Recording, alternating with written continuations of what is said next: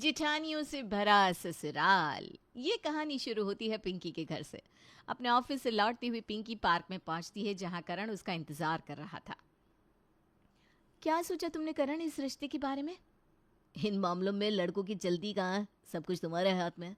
अगर तुम्हें लगता है कि हमें आगे बढ़ना चाहिए तो ठीक है, वरना मैं तुम पर कोई प्रेशर नहीं डालना चाहता। हम दोनों एक दूसरे को ज़्यादा वक्त से जानते नहीं हैं, पर मुझे लगता है जितना जानते हैं उतना मोर देन इनफ है। मुझे तुम्हारे साथ किसी चीज़ का डर नहीं लगता। मैं जो चाहूँ तुमसे कह सकती हूँ। तुम मुझे जज भी नहीं करते। मैं ज़्यादा अब सोचना ही नहीं चाहती, और देखा जाए तो सोचने का वक्त अब है भी नहीं मेरे पास। वक्त नहीं है मतलब? मेरे घर वाले मेरी शादी की बात कर रहे हैं। पापा के पास किसी ने रिश्ता भेजा है। वही कोई ज्वेलरी शॉप है लड़के की।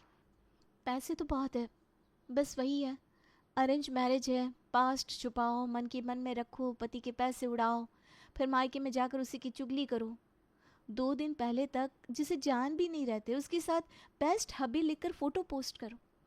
मतलब ऐसा नहीं है कि मैं शादी के बाद जॉब करना चाहती हूँ, बिल्कुल नहीं, मुझे घर भी संभालना है। पर एक वो हो जाता है ना कि खुद की मर्ज़ी से काम छोड़ना और एक प्रेशर में छोड़ना।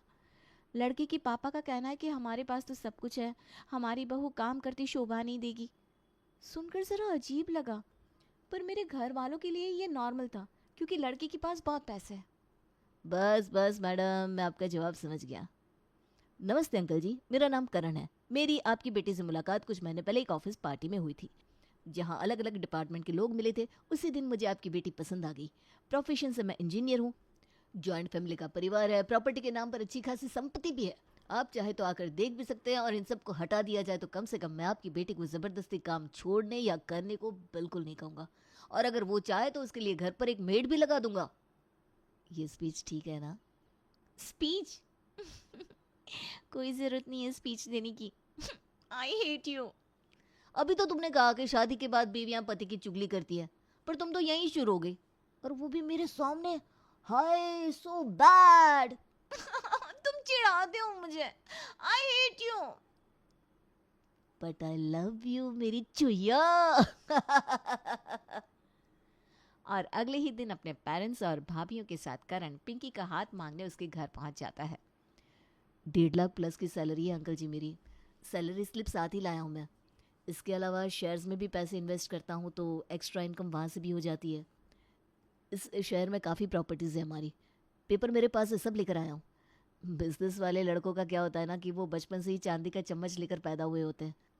घर में हमेशा कोई ना कोई होता ही है काम करने, तो ना ही उन्हें औरतों के काम की कदर होती है, ना ही वो कभी औरतों का काम करना चाहते हैं। पर मेरे पापा भी सर्विस में थे, तो मैंने देखा है कि कैसे मेहनत करके उन्होंने सब कुछ बनाया है। वो चाहते थे कि मैं इंजीनियर बनूं, तो 12th के बाद इंजीनियरिंग करने के लिए मैं बाहर चला गया। बाहर पढ़ा हूँ, नौकरी भी की है मैंने, इसलिए मुझे पता है खाना बनाना कितना मुश्किल काम है। ऑलमोस्ट सब कुछ बना लेता हूँ मैं। खुद भी बनाकर खा लूँगा और पिंकी को भी खिला दूँगा। बाकी आपकी मर्ज़ी। आपको और अमीर घर का रिश्ता तो ज़रूर मिल जाएगा अंकल जी अपनी बेटी के लिए, पर मेरे देवर जैसा लॉयल और प्यार करने वाला लड़का नहीं मिलेगा। ये मेरी बच्ची अभी 5 साल की है, पर जब ये पेट में थी तब इसके पापा शहर में नहीं थे। उस वक्त अस्पताल में मेरी जांच करवाने से लेकर डिलीवरी के बाद तक मेरा ध्यान रखा है मेरे देवर ने। तो सही कहूँ तो पिंकी जीवन की किसी भी मोड़ पर कभी तकलीफ झेलेगी ही नहीं।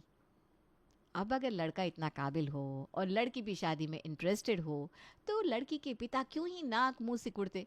कुछ देर सोच विचार करने के बाद पिंकी के पापा रिश्ते के लिए हामी भर देते हैं। पिंकी अपनी शादी को लेकर बड़ी खुश थी। लहंगा पहनकर फेरे पर जाने के लिए पिंकी कमरे से निकल रही थी कि उसकी भाभी भागते हुए उसके कमरे में आती है। हमें ये रिश्ता तोड़ना होगा पिंकी। क्यों? क्यों भाभी, ऐसा क्या हो गया? नीचे मंडप पर करण मेरा इंतजार कर रहा है और ऐसे में आप कह रही हैं कि हमें ये रिश्ता तोड़ना होगा। आप मजाक नहीं कर रही है ना? मैं कोई मजाक नहीं कर रही हूँ दीदी, मैं छत पर गई थी। वहाँ दामाद जी के दोनों भाई अपने दोस्तों के साथ मिलकर अड्डा जमाए बैठे हैं। पूरा परिवार ड्रिंकिंग करता है, यानी कि करण जी को भी नशा करने की आदत होगी। ये सब ऐब ही शादी के बाद जीवन को नर्क बना देते हैं दीदी। मैं अभी जाकर पापा जी को इस बारे में बताती हूँ, ये शादी नहीं होनी चाहिए। शादी में पहले ही बहुत पैसे लग चुके हैं भाभी। अब अगर शादी नहीं होगी तो सारे पैसे बर्बाद हो जाएंगे, पापा की इज्जत जाएगी सोलग। और बात इतनी भी बड़ी नहीं है। यही बात अगर मुझे शादी की बात पता चलती तो क्या मैं शादी तोड़ देती? नहीं ना। पैसे बड़े हैं या आपका भविष्य दीदी, और शादी की बात पता चलती तब लगाते हम कोई उपाय। भगवान ने पहले ही खबर लगा दी, क्योंकि वो आपकी जिंदगी बर्बाद होने से बचाना चाहते हैं। लोगों की नज़रों में भले हम दोनों के बीच में ननद भाभी का रिश्ता है, पर मेरे लिए आप मेरी छोटी बहन है। आपके साथ गलत होता मैं नहीं देख पाऊंगी। अगर करण के भाई दारू पीते हैं, इसका मतलब ये नहीं कि वो भी नशा करता हो। और वैसे भी मैं मन से करण को पति मान चुकी हूँ भाभी, ये शादी तो अब होकर ही रहेगी, आपको मेरी कसम। और इस राज के खुल जाने के बाद भी पिंकी करण से शादी कर लेती है और बहू बन के उसके घर आ जाती है। दुल्हन अभी गाड़ी से उतर रही थी कि वो देखती है कि उसके दोनों जेठ नशे की हालत में घर के अंदर जा रहे हैं। अपने भाई की शादी का दिन तो छोड़ देते तुम दोनों, पिया था तो पड़े रहते अपने किसी दोस्त के घर, नशे की हालत में घर का माहौल बिगाड़ने क्यों आ गए? बहू, तुम इन दोनों को ले जाकर कमरे में बंद कर दो और दरवाज़ा मत खोलना। मैं नहीं चाहता कि नई बहू के सामने कोई तमाशा हो। दरवाजे पर क्या बहस हो रही है, सब ठीक तो है ना करण? अरे कुछ नहीं, शादी ब्याह में 19-20 तो हो ही जाती है। डांट लगा रहे होंगे पापा भैया को, तुम चलो। पिंकी अपने कमरे में जाती है जो बड़ी ही खूबसूरती से सजा हुआ था। किसी भी चीज़ की ज़रूरत हो तो अपनी बड़ी जेठानी को बताना पिंकी। मेरा कमरा तुम्हारे कमरे के जस्ट बगल में है। कुछ भी चाहिए तो बस एक मिस कॉल कर देना, शर्माना मत। बाकी मुझे देवर जी पर पूरा भरोसा है कि वो तुम्हें किसी तरह की प्रॉब्लम नहीं होने देंगे। कृतिका ये कह ही रही थी कि पूनम के बच्चे कमरे में आ जाते हैं। चाची चाची। ये बच्चे बिना सॉरी सॉरी पिंकी, तुम्हारी सुहाग रात के वक्त ये बच्चे परेशान करने आ गए। हमें नहीं क्या पता ये बच्चे हैं। चलो बच्चों, चाची सबसे सुबह मिलेगी, चाची भी तो गुड नाइट करेगी ना। और हाँ पिंकी, कोई ज़रूरत नहीं है सुबह जल्दी उठने की, आराम से जब नींद खुले तभी उठना, ठीक है? करण, बाय। ये कहकर दरवाज़ा बंद करके पिंकी की दोनों जिठानियाँ कमरे से बाहर चली जाती हैं। जिठानियाँ इतनी प्यारी हो सकती है, मैंने ये कभी सोचा नहीं था करण। वाह, तुम्हारी दोनों भाभियाँ सच में बहुत अच्छी हैं। अगली सुबह ना ही पिंकी को उसकी जिठानियाँ जगाने आती है, ना ही उसकी सास। वो आराम से 9:30 बजे उठकर अपने कमरे से बाहर आती है। नए बिस्तर पर सोने में दिक्कत तो नहीं हुई ना बहू? नींद ठीक से हुई ना? अगर बिस्तर समझ ना आए तो कहना, मैं अपने कमरे के बिस्तर से बदलवा दूंगी। यहाँ तो सब कुछ परफेक्ट है, भाभी बेकार में टेंशन ले रही थी। नहीं नहीं मम्मी जी, सब कुछ बिल्कुल ठीक है, मुझे अच्छी नींद आई, मैं ज़रा चाय नाश्ता देख लेती हूँ। पिंकी तैयार होकर रसोई की ओर जा रही थी कि बीच में पड़ता है उसकी जिठानी का कमरा, जिसका दरवाज़ा ज़रा सा खुला हुआ था। भाभी के कमरे से ये आवाज़ें कैसी आ रही है? मुझे कमरे में बंद किया था तुमने, इतनी मजाल तुम्हारी। अपनी नई सौतन के आगे पीछे घूमने की जरूरत नहीं है, ऐसा करने से अपना पति वो तुम्हें नहीं दे देगी। छी, ये कैसी गंदी बातें कर रहे हैं आप? इसमें उस बच्ची का नाम क्यों ला रहे हैं? तो फिर ठीक है, करो दोस्ताना, और फिर मेरा बेल्ट अगर तुमसे दोस्ती निभाए तो मुझे मत कहना। आह! हे भगवान, हे भगवान, ये क्या हो रहा है? पिंकी बिना कुछ कहे रसोई में चली जाती है और नाश्ते की तैयारियों में लग जाती है। कुछ देर बाद उसकी छोटी जेठानी रसोई में आती है। आपकी गाल पर ये निशान कैसे भाभी, सब ठीक है ना? निशान है या ब्लश? वो निधि ना कुछ करतब करती रहती है, तू जब माँ बनेगी ना तब समझेगी। वैसे मैं क्या कह रही थी पिंकी, रसोई संभालने के लिए हम दोनों तो है ही, तुम्हें अगर ऑफिस ज्वाइन करना है तो कर लो। हम दोनों तो इतने पढ़े लिखे नहीं थे कि नौकरी कर पाए, वरना ज़रूर करते। औरतों को खुद के पैरों पर खड़ा रहना चाहिए, इससे अच्छा कुछ हो ही नहीं सकता। क्यों दिख रहा है वो सच नहीं है, कुछ तो है जो छुपाया जा रहा है मुझसे। इस तरह लुका छुपी में दिन गुजर रहे थे। फिर एक रोज़ 10 बजे रोज़ ऑफिस निकलने वाला करण आज 8 बजे तैयार होकर घर से चला जाता है। मम्मी जी, भाभी, ये करण कहाँ है, कमरे में नहीं है? हाँ बेटा, आज वो कृतिका के बेटे के स्कूल में पेरेंट्स टीचर मीटिंग थी ना, तो अपनी भाभी के साथ गया है। भाभी के बच्चे के पेरेंट्स टीचर मीटिंग में जाने की इन्हें क्या ज़रूरत थी? ये फ़र्ज़ तो जेठ जी का बनता है। पिंकी अपने लगेज को खाली कर अलमीरा में एडजस्ट कर रही थी कि उसके हाथ में लगती है घर के तीनों बच्चों की एडमिशन रिसिप्ट। भाभी के बच्चों की एडमिशन रिसिप्ट, फ्री कार्ड, ये सब इनके कपबोर्ड में क्या कर रहा है? ये तो बच्चों के पेरेंट्स की जिम्मेदारी होती है। क्या चल रहा है इस घर में? कहीं ज्योति भाभी का शक सही तो नहीं? उस दिन जेठ जी मुझे भाभी की सौतन क्यों कह रहे थे? हे भगवान, यहाँ कुछ और ही तो नहीं चल रहा। एक रात खाने पर सभी साथ में बैठे हुए थे, सिवाय घर के दो बड़े बेटों के, और आज इस बारे में पिंकी सभी से पूछ ही लेती है। बुरा न माने तो मम्मी जी एक बात पूछूं, जेठ जी क्या काम करते हैं? मेरा मतलब है कोई बड़ा काम ही होगा, क्योंकि दोनों ही अक्सर घर नहीं आते। शादी के बाद मैंने शायद उन्हें एक दो बार ही देखा होगा, वो भी कमरे के अंदर। वो लोग घर पर ना रहे तो ये अच्छा है बेटा। मेरा मतलब है काम करना ज़्यादा पसंद है उन्हें। चाचू मेरी बैग फट गई, आप ला देंगे ना? श्श, मैंने मना किया था ना निधि, बैड हैबिट्स बेटा। अरे इसमें क्या भाभी, चाची ला देगी आपके लिए बैग। और मम्मा के लिए साड़ी भी, उनकी साड़ी पुरानी हो गई है। चाचू पिछली बार की तरफ पिंक कलर की साड़ी लाना। और पापा किस कलर की साड़ी ला कर देते हैं मम्मा को? ब्राउन। मम्मा को तो सब कुछ चाचू ही ला कर देते हैं चाची, चाचू सुपर हीरो है।